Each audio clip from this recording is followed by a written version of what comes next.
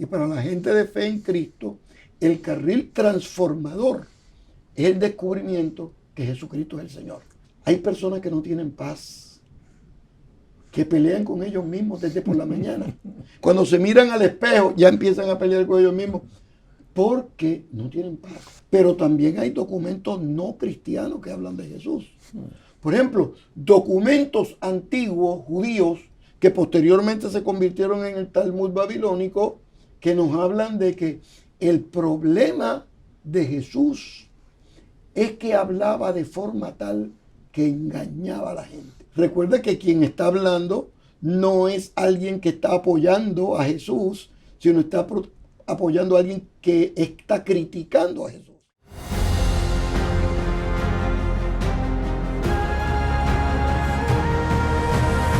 Bienvenidos a Escuela de Pescadores.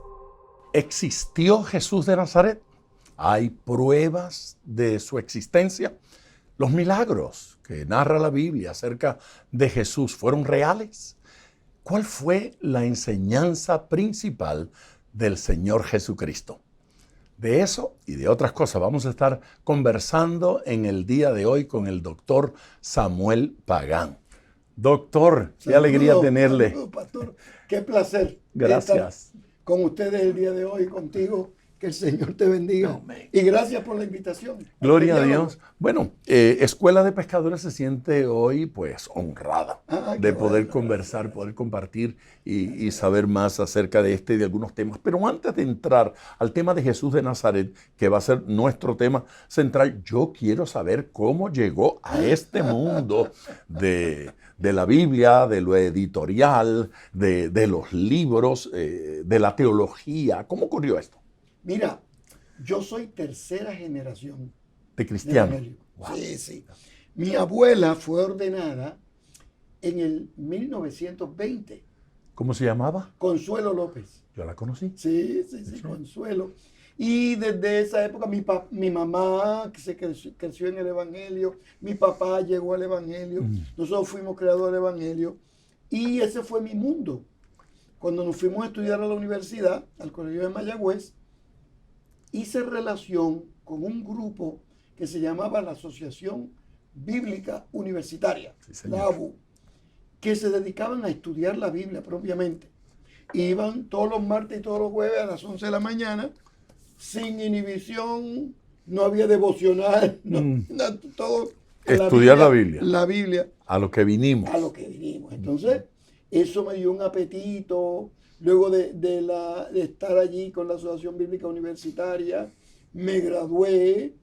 Un día me invitan a una iglesia a que vaya a predicar por un mes, porque estaban en una transición. Ese mes se convirtió en 2 meses, en 3, en 4, y al año la congregación me pidió para que quedaras como pastor. Y me fui a estudiar al seminario, pero siempre seguí una prioridad bíblica. Estudié teología, historia de la iglesia y ética y todo, pero mi carril siempre fue la Biblia. Y pastor, desde que empecé a estudiar Biblia en el seminario, entendí que mi estudio, mi tesis doctoral, iba a estar relacionada con el Apocalipsis. Interesante. ¿De veras? Sí, no sabía eso. Entonces, después que acabé en el Seminario Evangélico de Puerto Rico, fui a Princeton. Después que fui a Princeton, estudié arqueología, fui al Seminario Rabínico Judío en Columbia University. Y en efecto, ahí me especialicé en Biblia y hice la tesis en el origen de la literatura apocalíptica, basado no en Ezequiel ni en Daniel, sino en Isaías 24 al 27. ¿En serio? Que posiblemente es el principio de toda la literatura apocalipticista. Y ahí yo me veía a mí mismo toda mi vida como predicador local, como pastor local. Y un día me llaman por teléfono aquí mismo en Miami, me preguntan dónde estoy yo. Yo digo, yo estoy en Miami. Y quien me llamaba era el director mundial de traducciones de la Biblia de la Sociedad Bíblica Americana. Y yo le dije, no, pues yo estoy aquí en Miami. Él ya sabía dónde yo estaba. Alguien le había dicho, yo nunca supe quién. pues me dicen, pues vamos a tener una reunión en Miami del Comité de Traducción de la Biblia y queremos que usted vaya. Mira, Ok. Luis Ángel, yo llegué al comité a las 9 de la mañana. A las 9:15 ya yo sabía que Dios me había preparado y ayudado para hacer eso. De una vez. Una cosa extraordinaria. Y de ahí he seguido estudiando la Biblia, traduciendo la Biblia, escribiendo libros sobre la Biblia y disfrutando. Sobre eso yo tengo dos Por preguntas. favor. La primera es, ¿en cuántas traducciones has participado? Mira, como fiel director de traducciones de la Sociedad Bíblica Americana y de United Bible Societies, yo diría todo el proyecto para las Américas. Habrían, no sé, 100 proyectos, 100 proyectos. posiblemente Sí, más, wow. de traducción. Traducciones, obviamente, para la lengua de Idiomas las indígenas, comunidades español, inglés, francés, misquito, sumu, rama, maya, todas esas traducciones. Luego me especialicé en traducciones en español. Ok. Entonces revisamos Reina Valera, revisamos Dios habla hoy, revisamos la Nueva Versión Internacional, preparamos la Biblia en lenguaje actual, preparamos varias Biblias de estudio, editamos Biblia de estudio en castellano, Global Bible, que fue un esfuerzo de Biblia de estudio, pero por internet. También yo lo edité en español, y así, yo no sé cuántos proyectos, Ok, y disfrutando yo. Mi segunda pregunta es la siguiente, y doy la base para por qué me surge esa pregunta. La mayoría de la gente, cuando piensa en un teólogo o en un traductor de la Biblia, piensan en una figura seca, poco apasionada, Comunicador. sí, pobre como comunicador, y que cuando se acerca, Introvertido. seguramente, y cuando se acerca a la Biblia, se acerca de forma muy seca y solamente como una pieza literaria. La pregunta entonces es, cuando tú te acercas a la Biblia, ¿te acercas con actitud devocional, con actitud pastoral, o lo que ves es una pieza de literatura? Buena pregunta, es la primera vez que me hacen eso. De veras. Esa pregunta en vivo. La verdad es, mira, ¿qué yo hago? Traducir la Biblia y predicar todos los domingos y escribir libros. Eso es lo que yo hago. ¿Qué yo soy? Yo soy un pastor local. ¿Sí? Yo me veo a mí mismo como un pastor. El reino es grande, tiene muchas esquinas, y a mí me ha tocado una esquina académica, administrativa, teológica, pero sigo siendo pastor. Sigo siendo pastor. Yo me veo a mí mismo como un pastor que mi intención teológica y mi intención traductológica es que mi abuela, que no fue a la universidad, pueda entender el texto que yo estoy traduciendo y que lo pueda entender, que lo pueda disfrutar, que lo pueda compartir y lo pueda vivir. Ese es el propósito. Todavía cuando abres la Biblia, ¿algún versículo te hace llorar? Sí, sí, y me sorprende. A veces, ¿no? Uno ha traducido la Biblia varias veces y de momento ve un texto y dice, caramba, ¿cómo yo no había visto esto? Ese versículo estaba ahí el mes pasado. Sí, me encuentro con esto. Los otros días me encontré, yo he predicado mucho de Jesús de Nazaret. Yo tengo 4 o 5 libros sobre Jesús de Nazaret. Entonces estaba en Colombia, casualmente estaba enseñando un programa en Colombia y me encuentro con el texto, aprended de mí, que soy manso y humilde de corazón. Entonces uno lo acaba ahí. Es muy bien, tú puedes dar eso, es manso, humilde de corazón, etc. Entonces añade, entonces es que encontraréis paz para vuestras almas. Hallaréis. Ya, fíjate cómo ese texto, que es muy común, cuántos sermones tú has dado y Muchos, has escuchado muchos, sobre eso. muchos. Pero este asunto de, hay personas que no tienen paz, que pelean con ellos mismos desde por la mañana. Cuando se miran al espejo, ya empiezan a pelear con ellos mismos. porque no tienen paz. Así que continúas encontrando riqueza Sí, sí, en las Escrituras. Ese libro es vivo. sí, sí, sí, Y lo más importante de toda la Biblia es conocer a Jesús. claro. Si, Nos lleva. si no conocemos a Jesús, Claro. hemos perdido el tiempo Claro, claro. leyendo la Biblia. Claro. Ese es Y nuestro acuérdate- tema en el día de hoy. Y Sí. acuérdate que la Biblia tiene virtudes literarias, virtudes teológicas, éticas, morales, sociales, pero el carril para la iglesia cristiana y para la gente de fe en Cristo, el carril transformador es el descubrimiento que Jesucristo es el Señor. Para gloria de Ellas Dios dan Padre. testimonio de De mí. mí. Eso es. Punto. Ellas dan testimonio. Así es que, ¿quién es o quién fue Jesús de Nazaret? Me refiero al personaje histórico, ¿verdad? Mira, Jesús de Nazaret fue un rabino histórico. Hay evidencia de su historicidad. y ahorita ¿Hay te evidencia? explica. Sí, sí, sí. Un rabino de la Galilea que nació en Belén, se crió, tuvo un tiempo en Egipto, se crió en Nazaret, se mudó a Capernaum, pero era un rabino no de Jerusalén, donde estaban todos los que hacían las leyes, interpretaban las leyes, todo lo kosher venía de Jerusalén. Jesús no venía de ese grupo. No. Venía un grupo alterno. ¿Cuál venía es un la grupo diferencia? más- Porque acuérdate que la Galilea, desde el tiempo de Isaías, la Galilea se conocía como la Galilea de los gentiles. El problema verdad, con la esa palabra es que el día de hoy, tú eres, fíjate qué bien tú me has atendido aquí, qué bien yo te estoy contestando. Hemos sido gentiles. Pero ese no es el propósito en la palabra gentil. Goyim, en hebreo, gentil es incircunciso. Es decir, es impío. Fuera del Fuera del pueblo. grupo verdadero. ¿Entiendes? Entonces, ese mundo gentil era el de Jesús de Nazaret. Jesús venía de ahí. Entonces siempre fue subestimado. Los de Jerusalén, ¿quién es este rabino que cree que sabe más que nosotros? Conocemos de dónde viene Abraham, de ti no sabemos, ese tipo de cosas.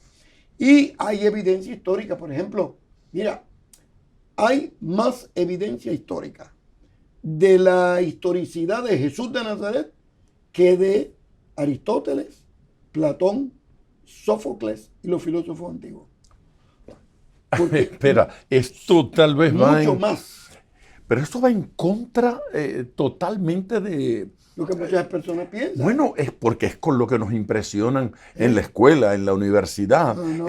La idea que uno recoge de ese ambiente es que Jesús es una figura mítica, hasta mitológica, Sí. poco real. Es algo que esta gente cree. Los cristianos poco estudiados, Claro. sí, pero no así Platón, Sí, mira, no así Aristóteles. hay documentación escrita sobre la historicidad de Jesús de Nazaret. Número uno, hay documentación cristiana, Ok. los evangelios canónicos. Segundo, evangelios apócrifos, Que también hablan de él. documentos históricos sobre Jesús de Nazaret desde la perspectiva cristiana. Pero también hay documentos no cristianos que hablan de Jesús. Por ejemplo, documentos antiguos judíos que posteriormente se convirtieron en el Talmud babilónico, que nos hablan de que el problema de Jesús es que hablaba de forma tal que engañaba a la gente. Eso es lo que quiere decir que era buen predicador. Lo y que buen enseñar. significa que estaban preocupados Preocupado porque con la fuerza de su verbo. mensaje, de su verbo. Otro texto dice, el problema es que cuando le traían los enfermos, hacía magia. O sea, tienen que explicar que se sanaban de alguna manera. Es que es mago, hacía magia. Qué poder extraordinario tiene Sí. eso de acomodar una palabrita. Sí. Porque si dice hacía milagros, Sí. ya lo están afirmando que Están creyendo. seguro, están creyendo. Pero Sí. si decimos magia, lo difamamos. Claro. Y recuerda que quien está hablando no es alguien que está apoyando a Jesús, sino está apoyando a alguien que está criticando a Jesús. Pero y tú entonces no criticas lo que no existe. Lo que no existe, exactamente. Claro, Así claro. que están afirmando que en efecto Había un personaje hay otros documentos, inclusive romanos. Cuando Roma se quema, hay uno de los emperadores que habla y dice, fueron los cristianos los que quemaron Roma. Unos seguidores de un tal Cresto. Interesante esto. Sí. O sea, quien está hablando es alguien que no cree, tratando de hacerle problema a los que creen, pero reconociendo que hubo una persona que vivió y actuó y vivió. Es decir, Y utiliza el término Crestos. Cresto. Sí, está el documento. Y es decir, que la historicidad de Jesús no viene por el carril cristiano nada más y canónico. Documentos extracristianos, no cristianos, judíos o griegos o latinos, afirman la historicidad de Jesús. Cuando hablamos de Jesús, estamos hablando de un personaje histórico. Por ejemplo, la enciclopedia soviética, hasta el 1992, fue ayer por la mañana. El otro día. Mira, en la entrada de Jesús el Cristo o Jesús de Nazaret, decía, fundador mitológico del cristianismo. Desde el 92 en adelante, el fundador del cristianismo. ¿De veras? Sí, hasta el día de hoy. ¿Qué cosa? Sí. O sea que alguien puede decir, yo no creo. Bueno, pues está bien, no tiene que respetar. Sí. Alguien puede decir, yo no hacía milagro. El Señor no hacía milagro. Está bien, uno tiene que respetar lo que la gente piensa, pero no puede evitar ignorar la documentación que tenemos desde el primer siglo en torno a ese personaje, que es un personaje histórico, que los documentos nos decían que tenía un verbo elocuente y respondía a las enfermedades, a los cautiverios de las personas con liberación y sanidad. Y que esos hechos preocuparon a los enemigos de esa causa. Oh, sí. Ellos prendieron todas las luces rojas, porque acuérdate que Jesús viene, los conflictos mayores de Jesús de Nazaret no fueron con los grupos políticos, fueron con los grupos religiosos. O sea, con los grupos políticos tiene dificultad porque los grupos religiosos se quejan y lo acusan de que podía organizar una revolución contra el César. Entonces ahí es que Poncio Pilato entonces interviene. Así Pero que le están reconociendo esa clase de influencia, ese nivel de poder. Sí. Entonces le enviaban espías para escucharlo. Por ejemplo, hay un relato muy simpático, muy grato, donde vienen dos adversarios y van a la Galilea. Y allá Jesús hace un milagro y da una parábola. Y se quedan ahí en el medio de todo lo que está pasando. Y uno le dice al otro, el problema con este es que no nos habla como los escribas y los fariseos. Nos habla como quien tiene autoridad. Y esto viene del pensamiento hebreo. Cualquier persona no tiene autoridad. Tú tienes autoridad cuando quien te respalda tiene la capacidad de responder a lo que tú dices. Es decir, Jesús tiene autoridad porque hace milagros en el nombre del Señor y Dios lo respalda para que se haga realidad. Sí, de alguna forma esa expresión está reconociendo ese poder delegado de Dios en él. Esta pregunta, tal vez, doctor, es personal. No, muy bien. Personal de mi parte, y creo que va a ser personal también para ella. Yo, porque he leído algunos de los libros y por la relación, conozco que una vez sale de la Universidad de Puerto Rico en Mayagüez, donde estudió, usted estudió ingeniería, química. Por eso es que soy muy pragmático, sí. Y ando con los pies en el piso. Y luego va al seminario y luego se doctoró, etc. Ir a Israel, mudarse allá por un periodo de tiempo, por algunos años, 6 años. por 6 años, vivir en Israel, ¿afectó su vida espiritual? ¿Afectó su relación con Dios? Sí, mira. Se siente creyente más comprometido después de esa experiencia o durante esa experiencia o le hizo daño? No. Fue para mí, bueno, yo fui allá a enseñar en la universidad, enseñar Biblia, que es lo que yo enseño, ¿verdad? Y yo fui preparado a enseñar, ya yo tenía los currículos, los sílabos de los cárceles, todo. Cuando yo llego, lo primero que me doy cuenta es que mis estudiantes en Belén no eran candidatos al ministerio como en las Américas. Aquí el que va al seminario es porque quiere ser Porque un sea pastor. pastor o líder laico, Sí, ahora sí, hay sí. muchos líderes Sí, laicos sí. que van y gloria a Dios por eso. Cuando yo llego allá, No era el caso allá. no era el caso allá. Eran candidatos a guía turístico. Y las preguntas que hace un guía turístico son diferentes a las preguntas que hace un candidato al ministerio. Tiene que ser. Y Eso es las interesante. preguntas de un candidato al pastor es ese texto, ¿cómo lo puedo predicar? ¿Cómo lo puedo enseñar? La pregunta de un guía turístico es ¿dónde fue que pasó eso? ¿Hay alguna prueba histórica? ¿Se descubrió en la arqueología algún detalle? Entonces eso amplió mi Totalmente. duda. Entonces lo primero que hizo fue, no vas a creer, no vas a creer, A ver. hizo que yo revisara todos los libros que había escrito antes de forma tal para que pudiera tomar en consideración el componente geográfico, Sí, el señor. componente arqueológico, el componente social, Wow. político, económico de la época de Jesús de Nazaret. Alguien O sea, que el más podría, que aprendió fui yo. Yo fui a enseñar sin duda. y acabé yo. Sin duda, sin duda.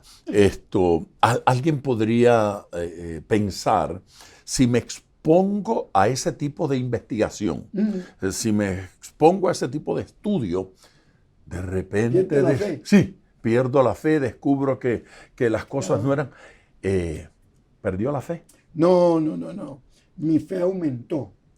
Por ejemplo, cuando llevaba a los estudiantes a Belén, cerca donde está la gruta del nacimiento, comienzo a ver el elemento histórico y los estudiantes comienzan a decirme, ya estamos aquí, vamos a ir a ver, hay una leyenda que dice que encontraron unos huesos de unos niños cerca de aquí, cerca de la gruta del nacimiento del siglo I.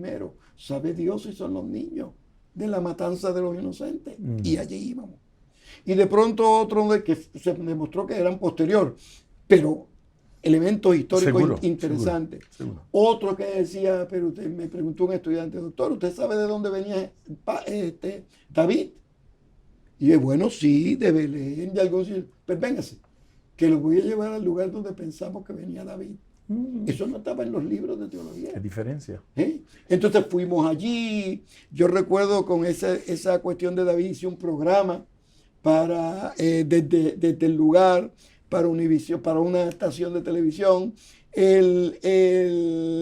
Y la verdad de Dios es que encontrarnos con el entorno de Jesús de Nazaret, de Pablo, de Moisés, de David, de Elías, cuando estaba allá, apareció el monte donde Elías y Eliseo fueron, Elías fue en el torbellino llevado al cielo. Es decir, el descubrimiento de los lugares, en vez de desafiar la fe, la robustece, Claro, la afirma. claro. Hay personas que me dicen que si yo lo puedo explicar inteligentemente, pues no necesito fe. A lo que yo le digo, la fe no es para explicar nada de manera inteligente. La fe es una convicción que nos hace descubrir la virtud divina para hacernos nosotros mejores personas. Sí, porque la fe no es un producto intelectual. No, sí. No es un producto intelectual. Doctor, en esa gruta, o frente a esa gruta, debo decir, yo viví una experiencia con uno de esos guías turísticos. Se llama Shraga, ese guía turístico.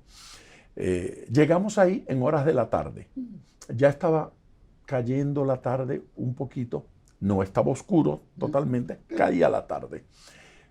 Yo quería entrar a la gruta y ver, pero había un grupo allí y estaban cantando, estaban adorando. Y resulta que eran hispanos. Así que estaban cantando. ¿Tú conociste el himno? Claro, pues un coro de esos, un cántico que todo el mundo conocía, y para no estorbar, no interrumpir un culto, no quería yo asomarme, me distancié, caminé hasta la orilla y había una cerca de esos alambres de púas. Y yo me acerqué a esa cerca, a ese lugar. Y allí una ladera enorme que se pierde a la distancia. Yo estaba simplemente disfrutando la linda vista, nada más, nada más.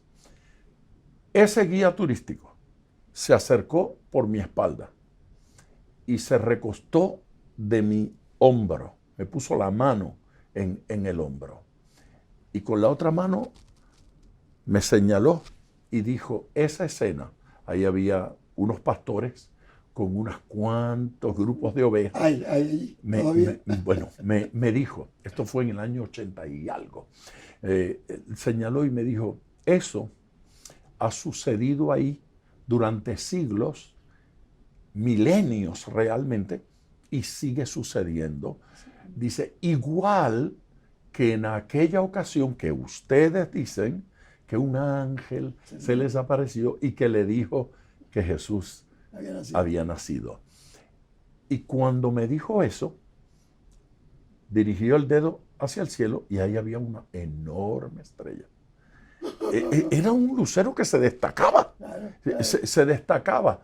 Y dijo, debe haber sido algo como eso. Dijo, debe haber sido algo como eso.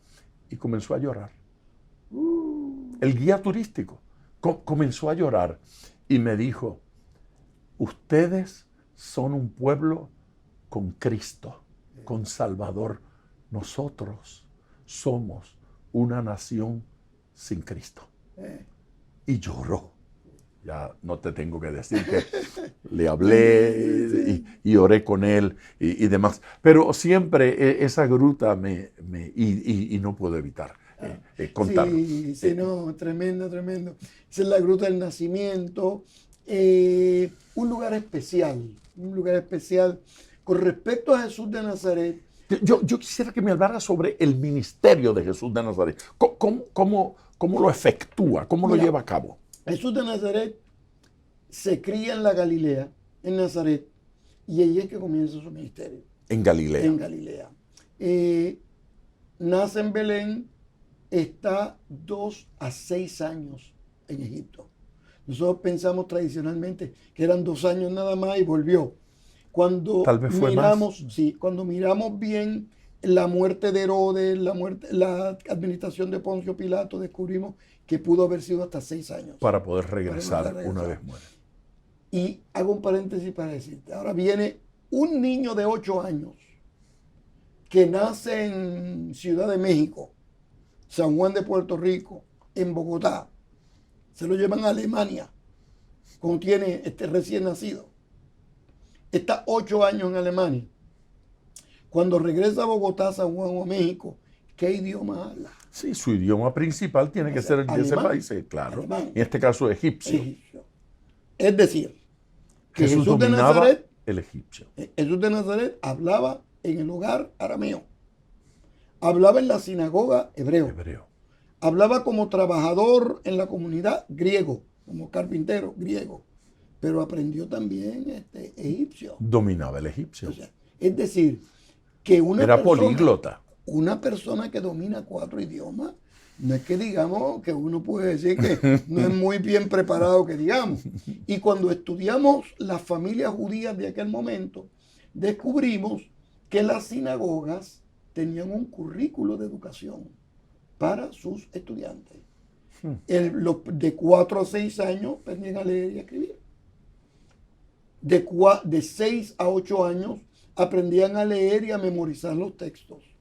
Pero de 8 a 12 años, antes de tener el bar mitzvah,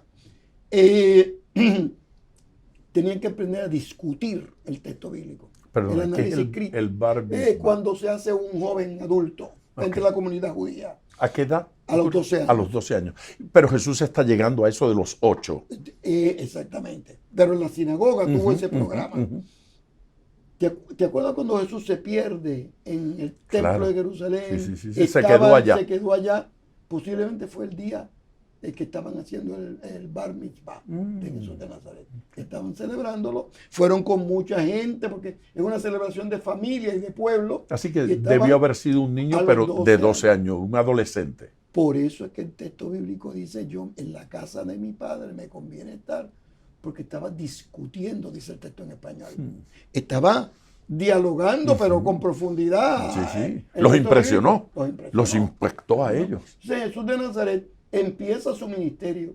Luego a los 30 años, posiblemente más o menos, algunos piensan a los 28, pero alrededor de los 30 años, pensamos que su ministerio para algunos duró 3 años y medio, otros dicen que no, que fue 1 año y medio. Nosotros tendemos a pensar que fue un poquitito más, 3 años y medio, porque las narraciones de los evangelios se hablan de 3 veces que fueron a la Jerusalén. Pascua a Jerusalén. O sea, Sí, tiene que pasar el año porque una la vez al Pascua año. no se celebra más de una vez. Entonces, pensamos eso. Era un maestro de la parábola, era un maestro de la palabra, era un maestro del discurso. Como te dije antes, alguien puede decir, yo no le creo, pero tiene que reconocer que hablaba bien. Era un gran orador. Bienaventurados sois cuando por mi causa digan toda clase de mal contra vosotros, y añade, mintiendo. O sea que era un predicador. Llamar esas expresiones máximas Sí, es justo, porque son insuperables, Sí, sí. son inmejorables. Entonces, cuando uno estudia esas máximas, Vence con el bien el el mal. mal, cuando uno estudia esos dichos de Jesús, así tan drásticos, tan poderosos, uno descubre que está utilizando un texto bíblico del Antiguo Testamento como fundamento. Por ejemplo, ¿recuerdan cuando David está en la cueva, Salón, y llama al general y le dice, mira, mañana vamos a conquistar Jerusalén? ¿Con quiénes contamos? El general le dice, tienes los 40 y los 400. Son números simbólicos. 4 es el símbolo que está completo, 40 es que está más que completo y 400 es que está listo. Y cuando David iba a dar la orden, se aguanta y dice, no, tráeme los que sufren, tráeme los que lloran, tráeme los desorientados, todos lo que nosotros llamaríamos el día de hoy, todos los infelices, tráemelos. Que con eso es que vamos a conquistar Jerusalén para darle la gloria a Dios. Ese texto es posiblemente el que está detrás del discurso de Jesús de Nazaret, cuando decía, venid a mí, todos los que estáis trabajados y cargados, que yo los haré descansar. Wow. O cuando decía, hablaba y decía que lleven su carga, porque con él la carga es más liviana. Es decir, Jesús le dio prioridad en su ministerio a la gente que sufre, a la gente que llora, a la gente que tiene hambre de altura, de lumbre y de Dios, la gente que tiene sentido de esperanza, que ha perdido la fe en las instituciones humanas. Hay esperanza porque cuando la gente se pone en las manos de Dios, Dios se pone en las manos de la gente. Y esa es una expresión extraordinaria. Así que ya tienes el sermón del domingo y los que nos escuchan también. No, tenemos sermones para unos cuantos, para unos cuantos domingos. Jesús como ministro en el desarrollo de su tarea ministerial, ¿descubres en la Biblia alguna estrategia particular de Jesús? Porque a veces se habla del ministerio de Jesús así, de una forma muy empírica y, si se quiere, hasta improvisada. ¿Ves? De casualidad pasaba por aquí, de casualidad se encontró con este fulano, con aquella fulana. Sin embargo, hay escenas como eso de que los organizó, que eran tantos los que iban, que 72 o 70, que de 2 en 2, que le dijo, había estrategia en el ministerio de Jesús. Y lo sabemos. Por ejemplo, hay varios discursos de Jesús que son escatológicos en el espíritu de Juan el Bautista. Tan pronto matan a Juan el Bautista, Jesús cambia la estrategia. y hace dos cosas. Uno, se muda a Capernaum, donde están los líderes religiosos, de forma tal de tener diálogo con ellos de manera directa. Uno. Y segundo, cambió el estilo de predicación. De ahí en adelante, habló en parábolas.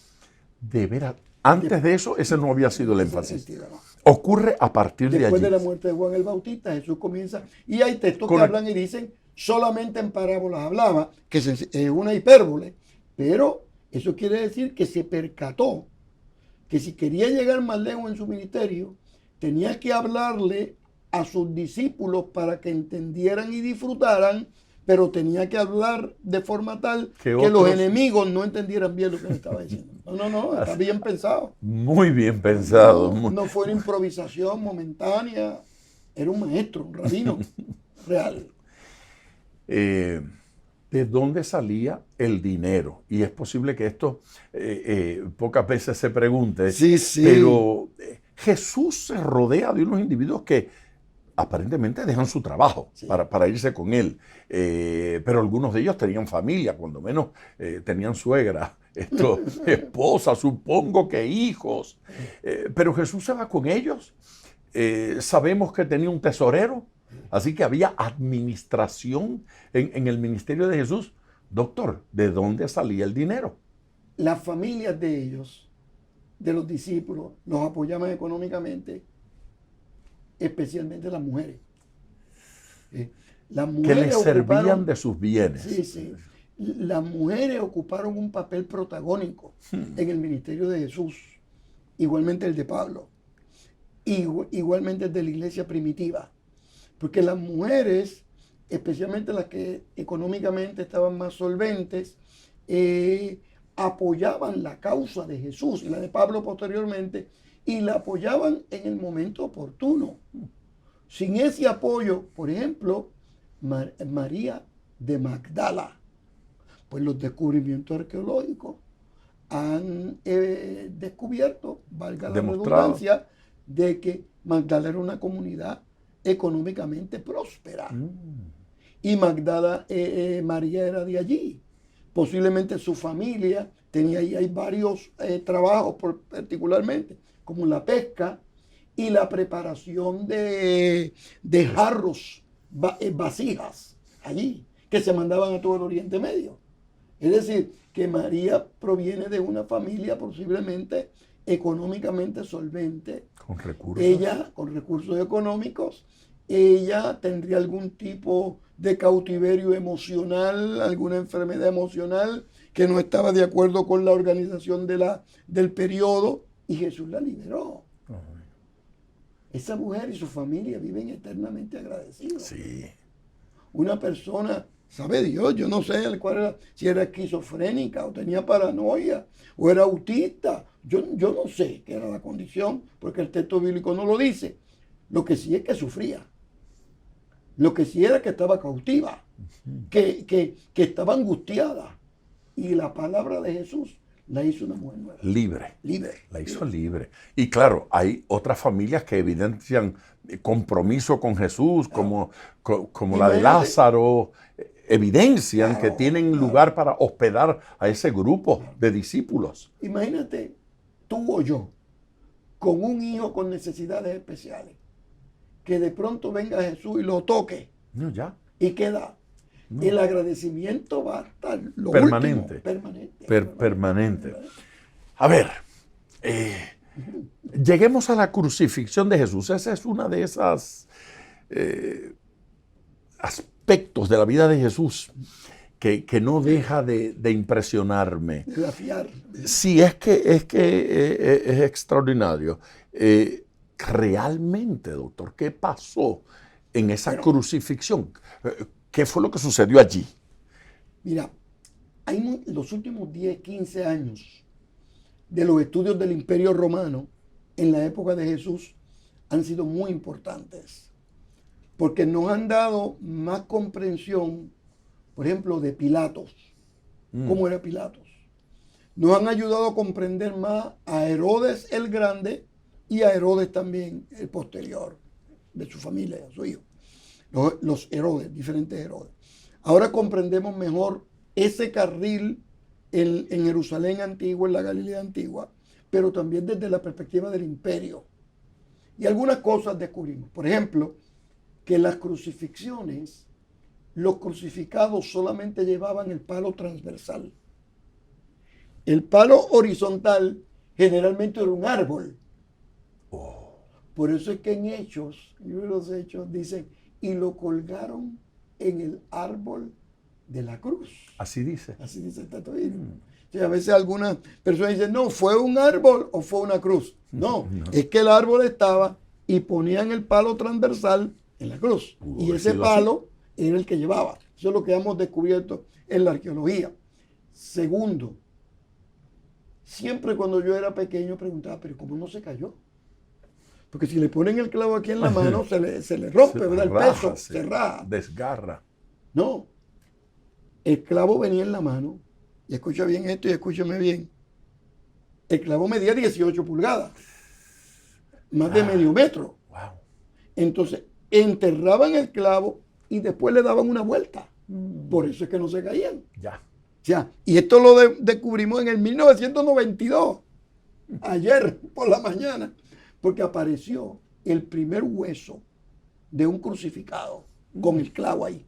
Y está el clavo allá. Sí, con un remache Sí, con un para... remache. Esas cosas hemos descubierto. Mirad, el dolor. Por ejemplo, hemos descubierto también que antes de declararlo culpable, lo podían golpear con la mano, lo podían escupir, lo podían empujar, pero no lo podían latigar. Es decir, que cuando llegó a la cárcel, que lo tomaron antes del juicio, ya lo habían golpeado, ya lo habían... El camino desde el Getsemaní hacia la cárcel, caminando, es como 45 o una hora. Golpeándote debe haber tomado 2 horas. Y por camino... Complicado. Sí, no era una acera. No, era un camino agreste. Sí, hemos descubierto eso también. Ya. Además, hemos descubierto también que no lo podían azotar así de manera improvisada. Luego que lo declaraban reo de muerte, le daban 39 latigazos. 13, 3 veces. El primer grupo de 13 era con un látigo de cuero para hinchar la espalda. El segundo grupo de 13 era con un látigo de cuero, pero con pedacitos de piedra o con pedacitos de huesos para dejar surcos en la espalda. Entonces tú tenías el surco y como se hinchaba, se abría. Hemos descubierto que el tercer grupo de 13 era con un tridente. Y cuando caía en la arrancaba la piel. Y por esa razón hay documentos que hablaban que algunos crucificados morían sin piel en la espalda. Entonces nosotros se nos hacía difícil. ¿Cuántos latigazos? ¿Qué era lo que pasaba? ¿Con qué lo latigaban? Es decir, que los últimos años nos han ayudado a entender el martirio. El asunto de la corona de espinas. La crucifixión fue una cosa espantosa. Una cosa... más allá de lo imaginable. Claro, no fue exclusivo de Jesús. Los crucificados la sufrían. La sufrían. En Jesús hubo un paso más.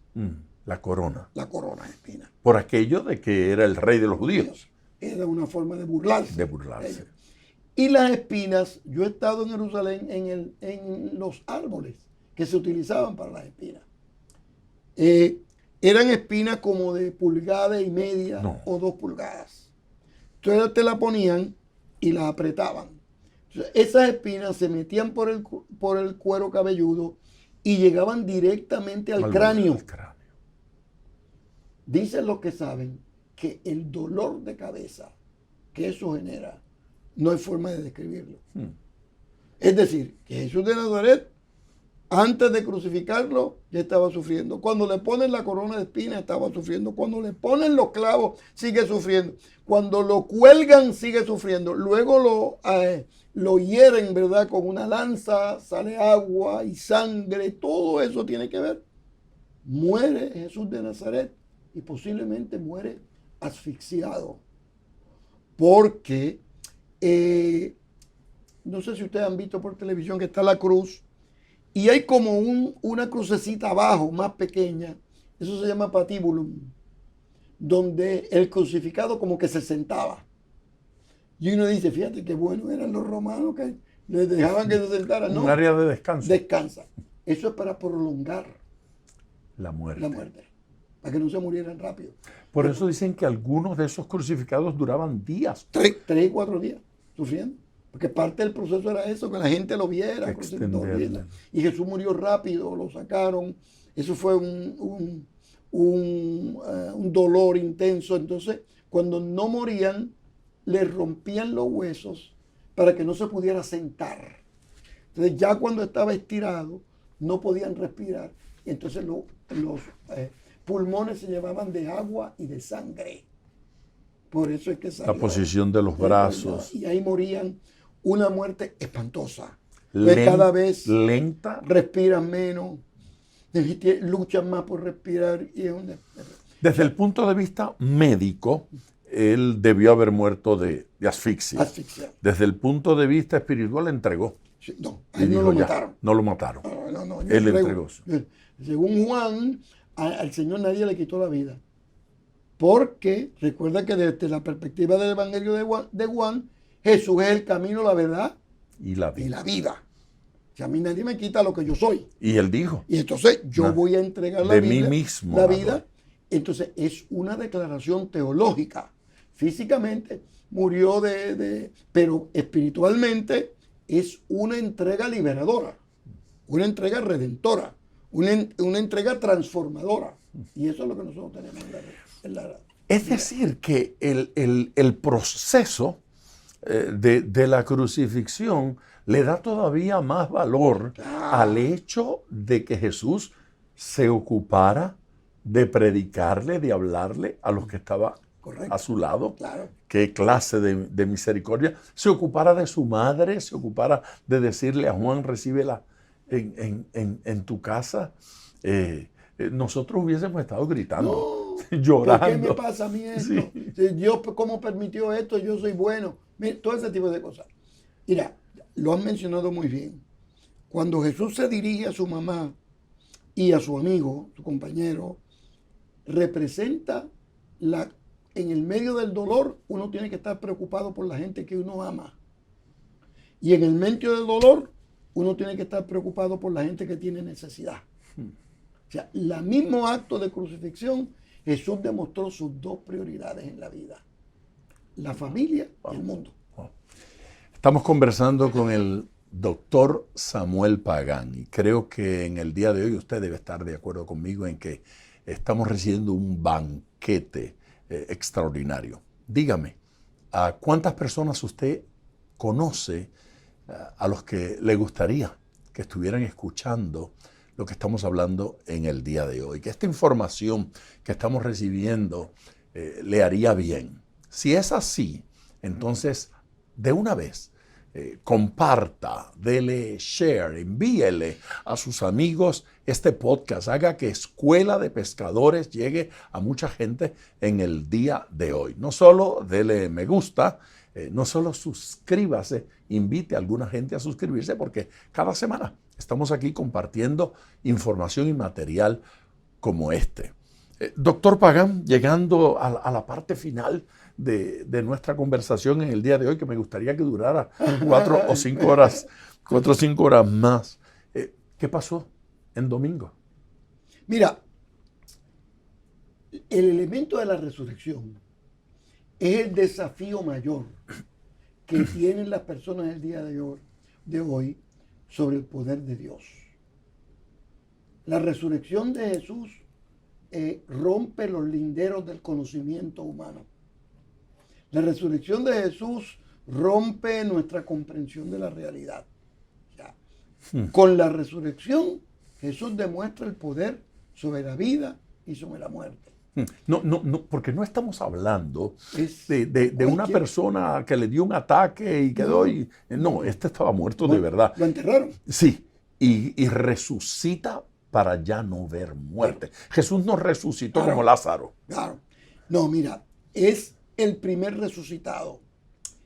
Lázaro y otros recobraron la vida de manera momentánea, pero después fallecieron como cualquier persona. Cualquier otro. El caso de Jesús fue diferente. La historia cambió después de la resurrección. Si Cristo no hubiese resucitado, estuviéramos estudiando a Jesús de Nazaret, pero desde la perspectiva de la pedagogía, desde la perspectiva de un buen educador que su discurso se traducía en milagros en la comunidad, todo ese tipo de cosas. Un héroe de la historia. Todo ese tipo de cosas. Pero cuando resucita, cambia todo. Totalmente. Los discípulos no podían creer lo que había pasado. Primero, los de Emaús no lo reconocieron.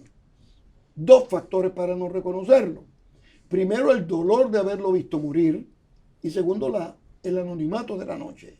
Esos dos elementos que cuando Jesús dice eucaristeo en griego y parte el pan, eso es lo que quiere decir. Oye, espérate, si el que estaba con nosotros era Jesús. Luego los que están en la Galilea se presenta ya y tampoco, pero todos, hasta que yo no vea, etc. El elemento mayor de la resurrección lo tiene en el diálogo con María Magdalena. María Magdalena va a ungirlo En la tumba. en la tumba, como era de costumbre, no pudo hacerlo el sábado, porque era Shabbat. Claro. Va el domingo por la mañana y ve que la piedra está movida y no aparece el cuerpo. Y cuando ve uno allí que está caminando, dice, que yo que era el ¿Dónde lo han jornalero, puesto? ¿dónde lo han puesto? Díganme, yo no voy a decir nada, yo no los voy a acusar ni nada. Solamente díganme dónde está. Se siente una nobleza extraordinaria en las palabras de ella. Y más en Jesús. María. No, ya. Y ella le contesta, Raboni, mi maestro. Mi maestro. Extraordinario, extraordinario. Entonces, después de la resurrección la historia cambia.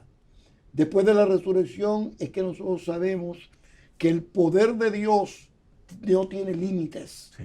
Porque el último en la muerte, que Cristo haya resucitado, le abre la puerta a la vida, que tiene poder sobre la muerte.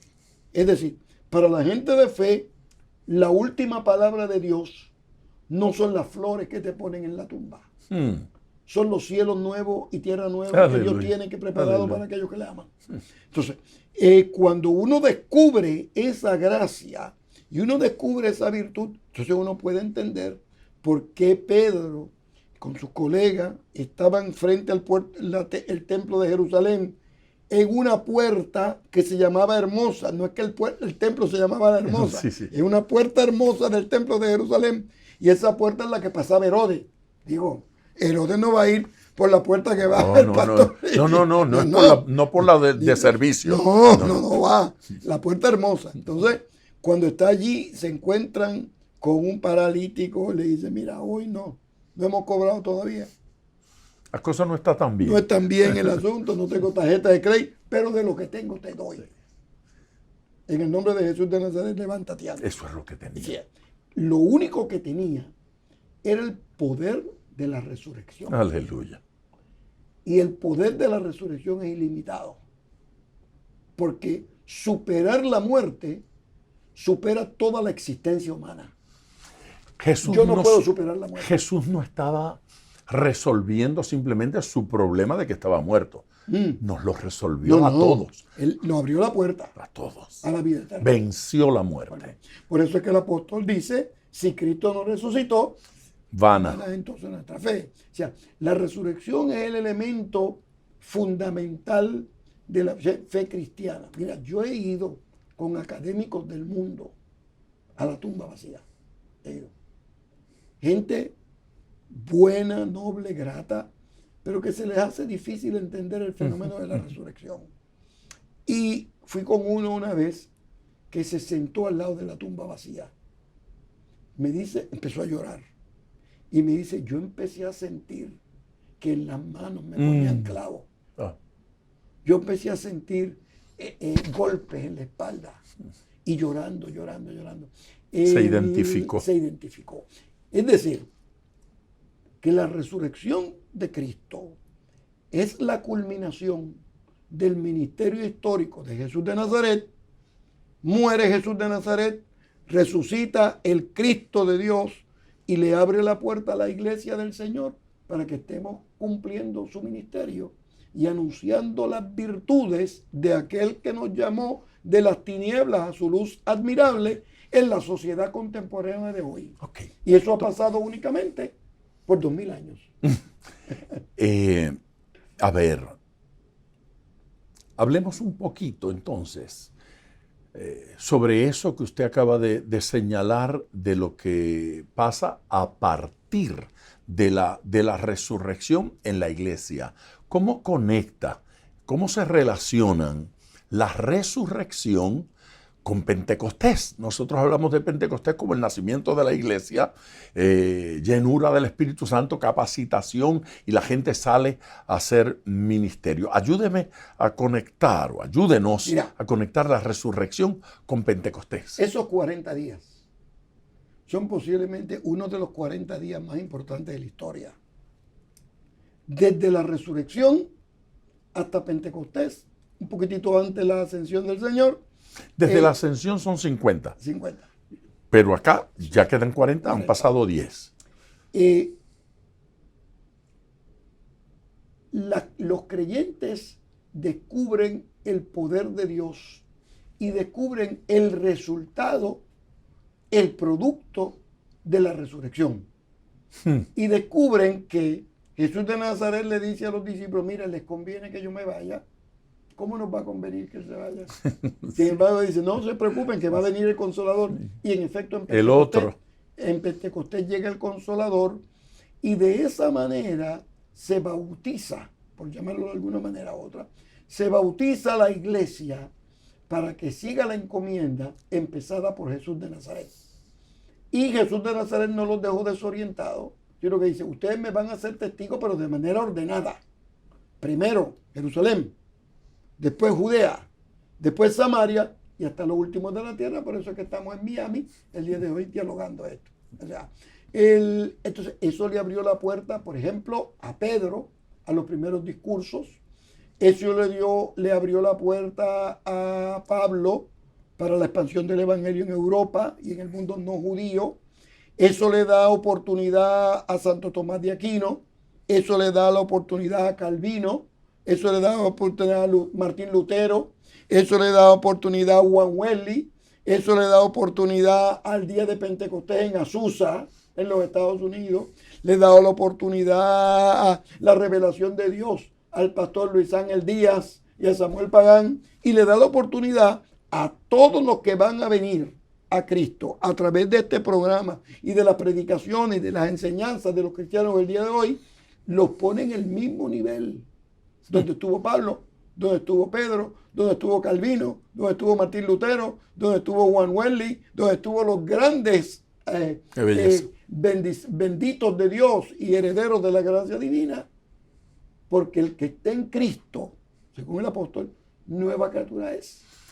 Lo que la iglesia entonces experimentó en ese proceso de Jerusalén, alcanzar a Jerusalén, con milagros como ese de la Hermosa y demás, a Judea, a Samaria, ese respaldo divino, ese respaldo en un sermón eficaz, ese respaldo en oraciones contestadas, ese respaldo en milagros, en liberaciones, en conversiones.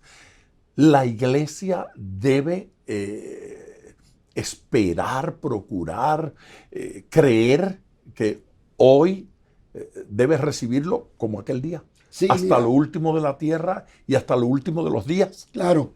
Mira, el Espíritu es el mismo a través de la historia. Y las enseñanzas de Jesús de Nazaret son las mismas a través de la historia. Personas que me dicen, no, esta es una iglesia más que de milagros. Y otros me dicen, no, esta es una iglesia de enseñanzas. Y yo le digo, miren, el ministerio de Jesús de Nazaret tenía un carril de enseñanza y tenía un carril de milagros.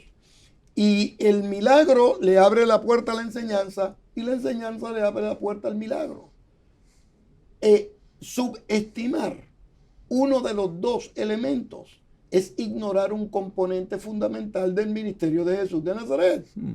Porque Jesús de Nazaret, milagros y enseñanzas eran dos caras de una misma moneda. Entonces, El día el de hoy ministerio de pertinente. Jesús debe seguir siendo el modelo para cualquier ministerio Claro, en el día de hoy. el ministerio de Jesús, el testimonio de las iglesias.